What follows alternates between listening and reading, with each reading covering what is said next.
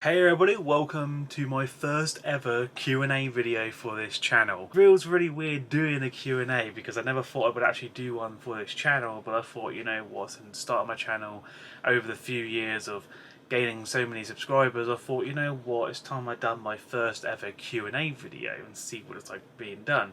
So obviously I watched other people's, how they do theirs, and everyone has their own little way of doing it, so I thought if I do mine, you know, natural, just go with the questions and then answer them. Some of them I'm just gonna like throw out there, like some of them are kind of like pre-done, but like I just want to get it all out there, see what I can do on the spot.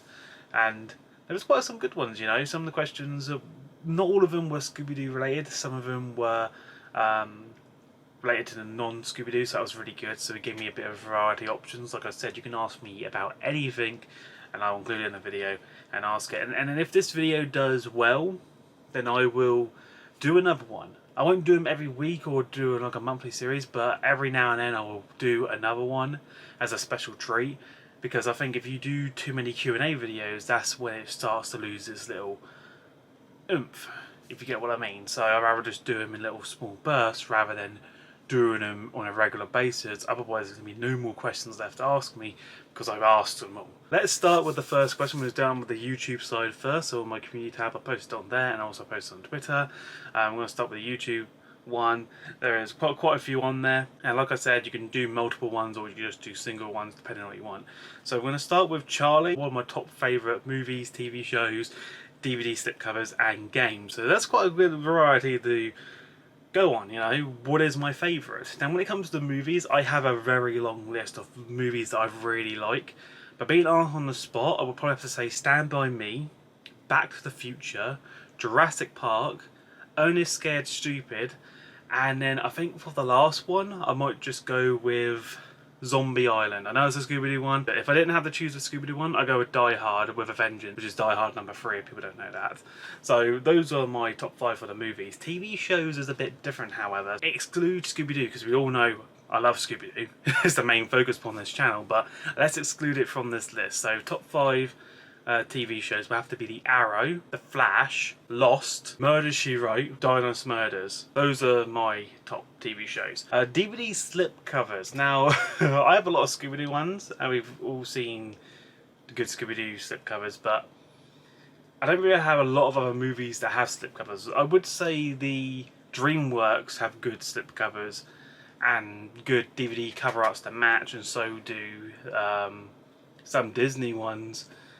But I don't know, I don't really collect a lot of other stuff. I have started collecting a lot of Blu-rays, so I would say for Blu-rays I'll probably say The Dark Knight Rises, because I have a nice one with a holographic cover on the front.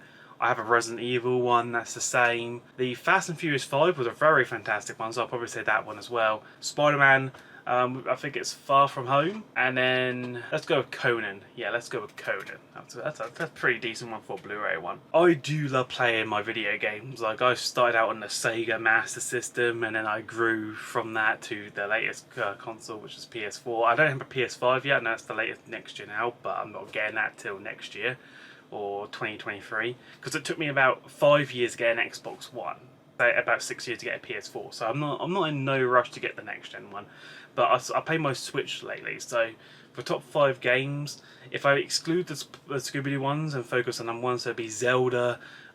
From the Zelda collections, I'll say Link's Awakening and Breath of the Wild is my favourite. But I have to say, if I choose one or the other, I'll say Breath of the Wild due to the open space aspects of it. Obviously the Switch version, the Wii U one is alright, but the Switch version is much more higher performance.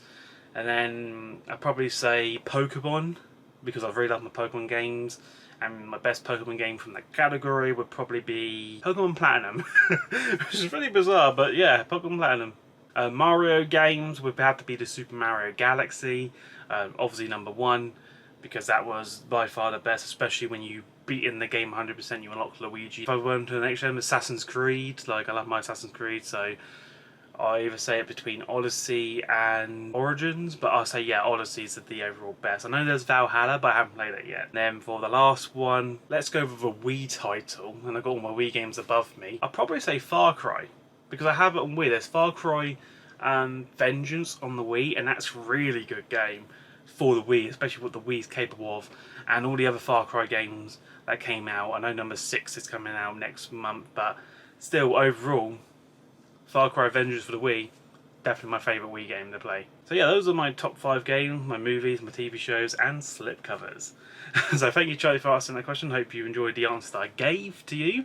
Let's move on to our next question. Now this is from David, a close friend of mine, who goes, if you were to sell your entire movie collection way down the line, how much would you think it'd be worth? Now this is a very tough question, David, and you're in the same boat because I collect Scooby-Doo and a lot of like various other collections, as we all know from my videos. David collects Disney, and he has a very long range of Disney collections, and I think for him, like, he has the best Disney collection out there for physical media. So we're in the same boat, like, what's our collection going to be worth down the line? Now, I have no interest in selling my Scooby-Doo collection. Let's just base it just on my Scooby-Doo collection. I have no interest in like selling it down the line, but if I do have to sell it down the line due to financial situations, or if I need to get rid of it and I do have to sell it, it's really hard to tell what some of them will be worth, because each one of them has their own different value. Let's go over the Scooby-Doo Mystery Incorporated Complete Season 2 that we all saw on eBay. That's going for 155. 2 years ago that was going for 60 quid. It's jumped up to nearly double the price in over a 2-year period, because they did a small printing for that season, and they have never done a reprint of it again, so the value is just going to go up. If it's something like that was only in limited stock and didn't really have a lot of prints, and it's really hard to come by, then the value increases. So it probably will worth a lot of money later on down the line, in about 30 to 40 years, if they never reprint it. If they reprint it, value goes down. That's just a fact. So my collection at the moment is very hard whether they're going to keep its value or lose value or gain value. That's the really hard part. I know some of them, because not even I could be able to find certain copies of stuff that I got, will go up in value, because I spent a lot of money on my collection due to the rare and limited quantities of them. So some of them are going to be worth a lot, and some of them don't have a value yet due to the fact that it's so hard to find. Say at the moment I'm grossing a 20% interest. If I sell all of it, I'm earning about 20% back. That's a rough estimate, but that could all change. I may get 20% now, but probably in 2 years' time I might just lose 20% if I sell them all as a bulk. So I really cannot give a good estimate on the value of my set. It's very hard, and any collector, even people who buy trading card games, know that values can change dramatically.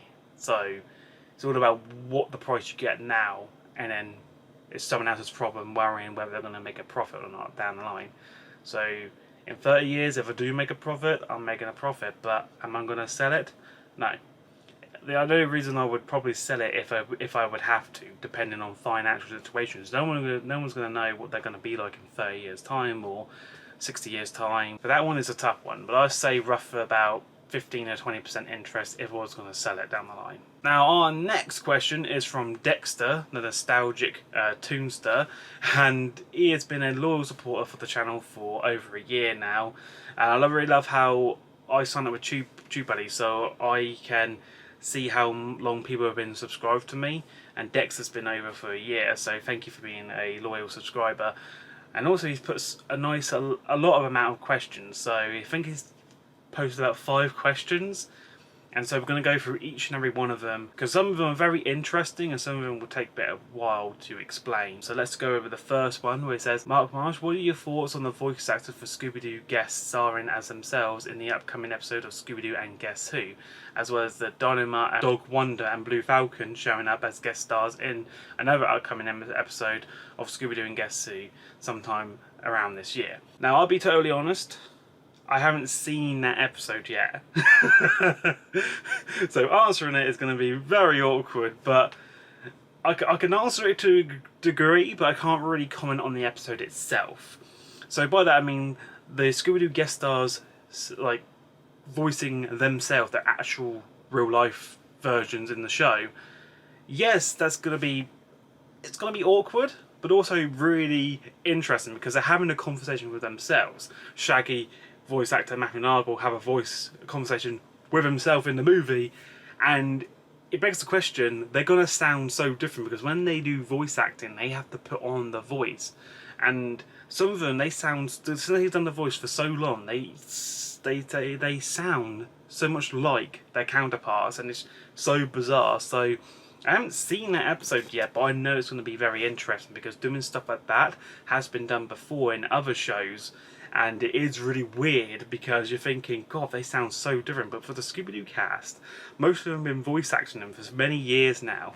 And it's so hard to lose that voice to put on your natural voice because there could be hints of that character in there. Don't have a problem with that, but it's going to be a very interesting episode. And we all kind of guessed that they were going to do something like that because, you know, it's been done before in other shows, so why not do it in a Guess Who while you have the chance? Now for the Dynamite Dog Wonder and the Blue Falcon showing up to guest stars in an episode upcoming in the Guess Who series, that'd be pretty good because it's been a long time since we've seen them in a Scooby-Doo crossover. Yeah, okay, they were in the Scooby movie, but if you want to go into it and look at the episodes and all that, and the animated side, we haven't really seen a lot of them, so it'd be nice to actually see them cross over into a Scooby-Doo show now and then, especially coming back in a Guess Who one. Feels like the old days where they teamed up with superheroes in the past. And also I really think they should really focus on a Scooby-Doo and Dynamite movie crossover for the animated show, because we haven't seen one of them since 2013 for a movie, so I think it's time we're due a movie with them for the animated side. Dexter's next question is, what inspired you to be a famous YouTuber in the first place? I really love how he said famous, and I'm really touched, like, thank you, but I'm not really a famous YouTuber. When I did hear that, I was thinking that's really nice. But what inspired me to be a YouTuber now? I can't answer that.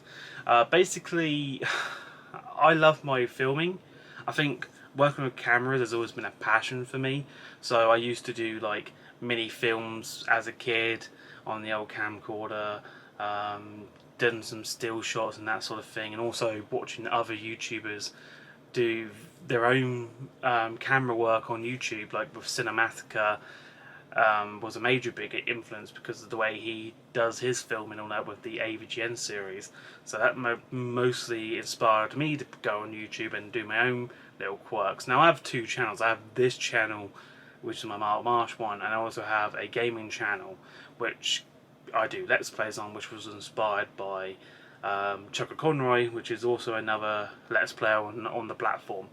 So there's two inspirations why I joined. One aspect is to do gaming, the other aspect is to be myself in front of the camera and post out content that I feel comfortable with, and that's what's got me more into wanting to do more professional videos and get upgrade my camera works, is to try and improve with each video. So when I post one video out, I improve with the next one and that sort of thing. And after the 2 years of focusing on this channel, I've seen a dramatic increase and change over how I used to do my videos to where I'm leading to now. And I'm always putting out new projects. So what inspired me was mostly other influences on the platform, but also my passion to work with the camera and do filming as well. Hopefully that answers that question. It's really hard to explain what inspired you because there's so many different things that inspired me to jump on the platform. But I'm always improving. Like, I have new ambitions to go with for this channel and the direction I want to go in, especially with the amount of videos that you saw from my plans for this year, and those are going to improve dramatically for next year. Another question was, which Scooby-Doo related video are you most proud of the most? Oh, there is quite a lot actually on my channel. What is the most favourite Scooby-Doo video I've done that I'm proud of? I think I'm proud of them all. You know, I spent time doing them. If I would have to say, I would probably say the top 10s. The top 10s I'm very proud of because they come from the heart, because you take so much time doing them. Like when I did the top 10 movies, let's just say for that one, it took me a long time because I had to rewatch every movie and I couldn't really find ones that were wrong. Like, but trying to choose my top 10 took me a very long time because I didn't know which ones to choose. I wanted to choose them all, but I couldn't. You know, how do you choose a top 10 when they're all good? It's the hardest choice to make. So the proudest videos are my top 10 ones of Scooby-Doo, because those ones took the longest, because it's really hard to decide, especially with episodes, movies, especially choosing the worst. Like the top worst Scooby-Doo movies that I'd done took me, by God, the longest, because I had to narrow it from best to worst, and that's where I came up with the top 10 worst, was the ones that were closest to the worst pile. And by God, it took me 4 to 6 weeks deciding. Like, I spent 2 weeks watching them all, and then I spent the rest of them deciding, thinking, how do I want this? Is this movie better than that movie? So yeah, proudest has to be my top 10s, because I took so long. Now this one's really quite long, so I will try and read it to the best of my abilities. If Warner Bros. And Hanna-Barbera ever starts doing an animated Falcon 4 spin-off movie, which might take place after the events of Scoob and possibly before the events of Scoob 2, what would the premises be about, and what do you think other Hanna-Barbera characters will join the Team Dynamite Blue Falcon crowd and Dee Dee's guys? Well, if they were doing a prequel of Blue Falcon before the Scoob movie, they can do it how they pass the torch over, because as we all know, it's a new Blue Falcon. It's the son of the original Blue Falcon that's taken his father's place, and basically they can show the origins of that torch being passed over and seeing Brian develop as that character. If it's in between the Scoob and the Scoob 2 movie, we could focus on how he's improved and bettered himself, where he's now confident in being a hero instead of just doing it for the fame that comes with it.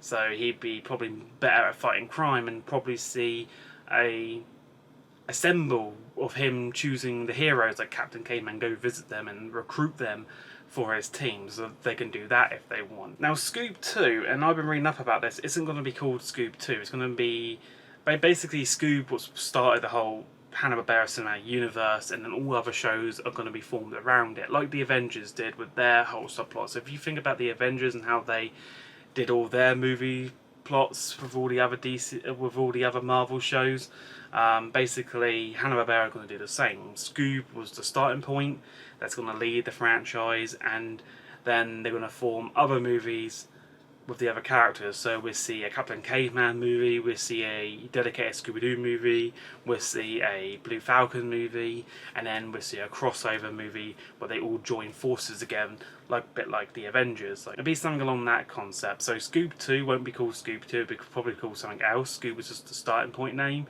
and they'll be changed something else later on when they probably find a better name than Scoob. Once all the other characters are introduced, they don't need to build on those characters, because Scoob movie already introduced them, and the other movies will work on them, develop them for the new audiences. Because you've got to understand, with this generation watching Scooby-Doo now, they've never seen Captain and Caveman, they've never seen the classics like we have with Wacky Racers. So doing movies based on them separately will give this newer generation a chance to catch up and connect with these characters. So when they do a joint movie, they won't need to use Scoob as the title, because everyone will already introduce these other characters. And that's what people got really annoyed with when they heard the Scoob movie, because they didn't really properly understand it, because they thought it was a Scoob dedicated movie, and it wasn't. It was a syndication just to subplot all this about to happen. And I think if people understood that, it might have got better ratings. Okay, this is the last question from Dexter. What are your top 5 Scooby-Doo movies and or episodes to watch? Now, I've already answered this one in my top 10 listing, so if I had to change it now, there probably will be a big change difference because of the new movies that are out. But obviously it's Zombie Island, Witch's Ghost. I could say the Happy Halloween Scooby-Doo one, that's still a good one. I would say that one's going to be in it now. And then Alien Invaders, and if I had to go off by memory, if I had to choose a random one, I would probably choose Ghoul School as the 5th one. But yeah, literally I've answered that in the top 10 video. And the episodes as well, that really depends. Like, are you talking about the entire series? Because I could be there for ages choosing from the episodes list, which I'm actually, you know what, for that one, for my overall top 5 or top 10 Scooby-Doo episodes, I will do a video dedicated just for that, just for your answer, because that's going to actually take me a bit longer to decide on my top 5 or top 10 choices. So that one is going to be saved for a video. Other than your Scooby-Doo collection, what is your favourite collection? Are there any new collections out there that you're thinking of collecting? And lastly, do you collect other things such as pop figures or movie artifacts? Okay, let's start with the first one. Apart from my Scooby-Doo collection, what is my favourite collection? If I had to say, I would say probably say my Disney classics. My Disney classics is another favourite to collect. I really quite like it. If there are any other new collections out there, what am I thinking about collecting? Now for that one, I've already been discussing, like, I've already got the DreamWorks, I've got the family favourites, I've got the festive collection, I've got the Disney classics. I think the only ones out there have to get left are the MCU ones, so all the Marvel cover ones, so those will be the next collections I'm hopefully be collecting. And the last one, do I collect any figures or pop figures and that sort of thing, like movie artifacts? For Scooby-Doo, I do. I collect the Scooby-Doo comics, and I have a lot of the comic collection from the Scooby-Doo Apocalypse, the Where Are You, some other random other titles from that era, and I do plan on doing a video showing off my Scooby-Doo comic collection because I think it's all very interesting. I also have the Scooby-Doo Around the World series sets, which I really want to show off them ones as well, all 100 magazine issues with the binders and all the trinkets that go with it. So again, I have those two videos coming soon this year, which I will want to show in details and properly explain those collections. But I do collect other stuff, and I am planning to collect some Scooby-Doo pop figures this year, and hopefully some movie artifacts. I will be collecting more, but at the moment it's just the comics that I have, which I think is still good regardless. And I have some Dragon Ball Z pop figures which aren't even part of Scooby-Doo, but I still like collecting Dragon Ball Z, so I have a few of them as well. Okay, so now that we've done the YouTube community questions, we're now going to move on to the Twitter questions. So let's begin with 47 Cartoon Guy, as he goes, if you can make any continuation of a Scooby-Doo project, what would it be? I would probably say bring a season 3 of Mystery Incorporated, and I've always talked about that's my most favourite series because of the way they done it as a continuation show where every single episode was related to the last one, and you saw the story and lives of the Mystery Inc. gang, their families and the surrounding town. You got more of a connection with each one of them as you knew more about them. So seeing a continuation of that project would have been a really successful one, and I think season 3 is still doable and still a possibility for the future, because season 2 ending left on a cliffhanger and just has that vibe to it where they can come back strong, a bit like Young Justice did with the season 3 where they waited so many years and they brought back a season 3. I still feel like other shows still have a chance of coming back if there's the strong fan base for it, and I still feel that Mystery Incorporated still has that fan base of people who like it and people who don't, but they still want to see what happens after the cliffhanger because it was never properly explained where their journey's ending and where it's going to go. Next question is from Hold the Phone, and he goes, what's your favourite Scooby-Doo DVD that I own? It has to be this collection. This box set right here is my most favourite one due to the rarity of it.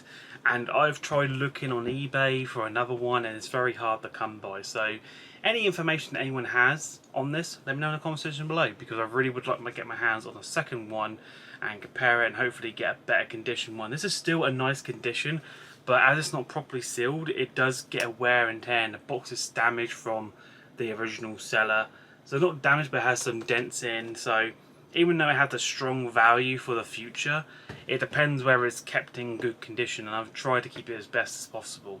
But I would like to see if there's any more out there and hopefully get another one, so that way I just have like a backup for it. I still think it's a really nice collection, and I just really want to get a second one and hopefully get one properly sealed. So yeah, if you have any information, know any more about this, let me know, because it's been in the back of my head for 2 years now since I've got it. Mike Andrew goes, what's your favourite Scooby-Doo chase song from Scooby-Doo Where Are You? I don't think I have a favourite because they're all good.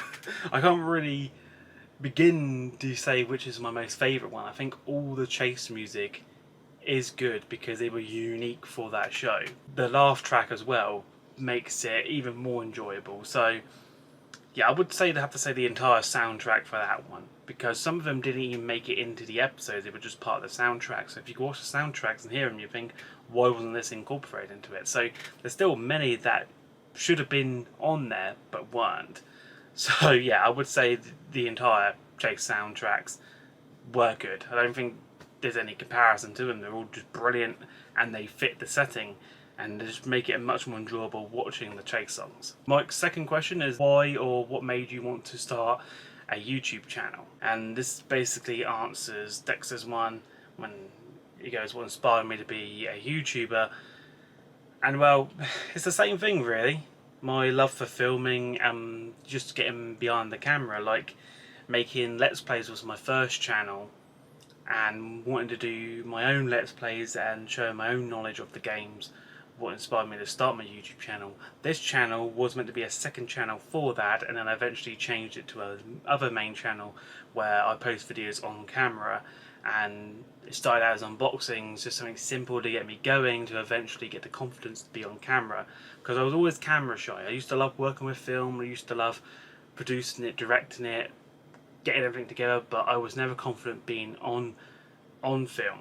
I was always the guy behind the camera doing the work, so it took a really lot of confidence in me to go behind the camera.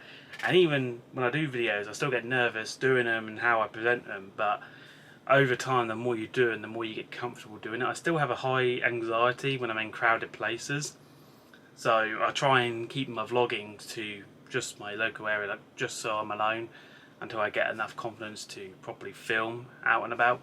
So yeah, I would say what started me, or why did I start it, was my passion for filming and, you know, showing the creative side of what I can produce. Mike's third question is, what's your take on Scooby-Doo in general, and which voice fits him the best? People probably know that I don't like Scooby-Doo, but there's a difference between liking and hating. I don't hate the character, because I don't think I can hate any other Scooby-Doo character, because they had their own intake on the show, and they were brought in for a reason.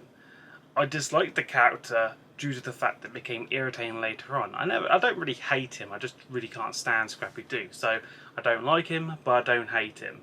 So I can tolerate him, but I just really don't like him in general. As we all know the story, Scooby-Doo was brought in because of ratings. They needed someone to boost viewerships, and they needed to add something new for that generation. Otherwise it's going to be the same stuff happening as before, and no one likes a continuation of something like just going to be mystery stuff. They needed to add something new, another character to fill that void.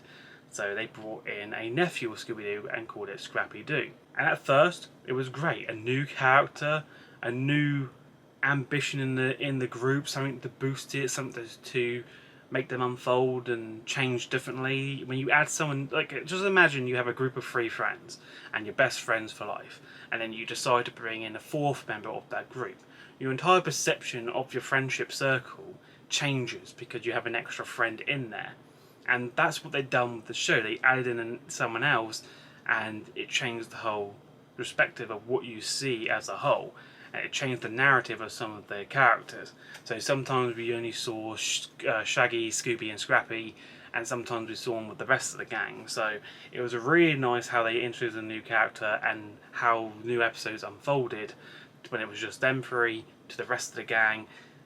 And it kind of worked. But then the character became really annoying because they focused too much on that character.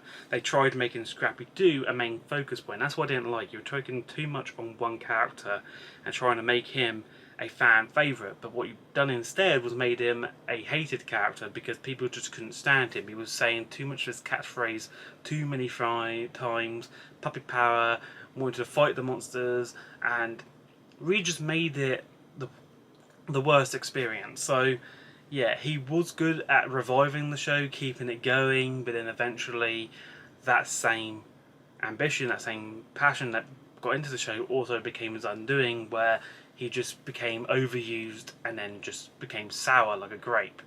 And for a better example, you can compare it to Scooby-Dum. When they brought Scooby-Dum in, it was supposed to be another Scooby-Doo cousin, so people know that Scooby-Doo has a very large family. And so bringing him in, they focused on like not putting him as like on the spotlight, but only featured him in a few episodes. And he became a classic loved character because people love Scooby-Dum due to the whole nature of him, and he wasn't on screen a lot of time. Like, he was in a few episodes, about 3 in total I believe, 3 to 4, but I think it was 3, and he wasn't in a very lot, but that still kept him popular, and they didn't overuse that character. So if they did it the Scooby-Dum approach, where they held back Scrappy-Doo and only used him a little bit, Scooby-Doo would still be a lovable character to this day.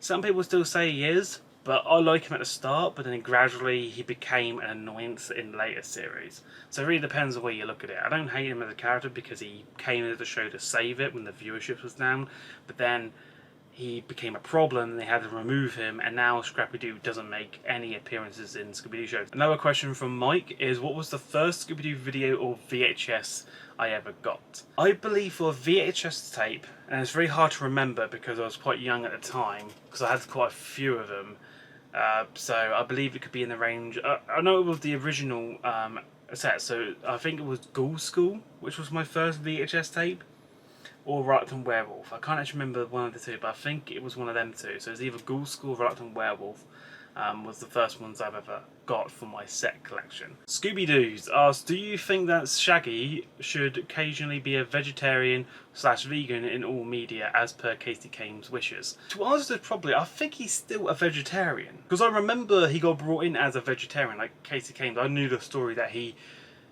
said that he wouldn't voice Shaggy if you don't make him a vegetarian, and so they made him a vegetarian. I always thought that was a thing. I always thought Shaggy was still a vegetarian even after Casey Kane's death. So yeah, if he's not, that's very weird. You should really honour that request. You know, Casey Kane's voiced the guy, like, you know, he played a big part in Scooby-Doo history, so his wishes should be taken into account. You're thinking, it's such a small request, and it's a vegetarian side, you know? He should be a vegetarian or vegan, you know?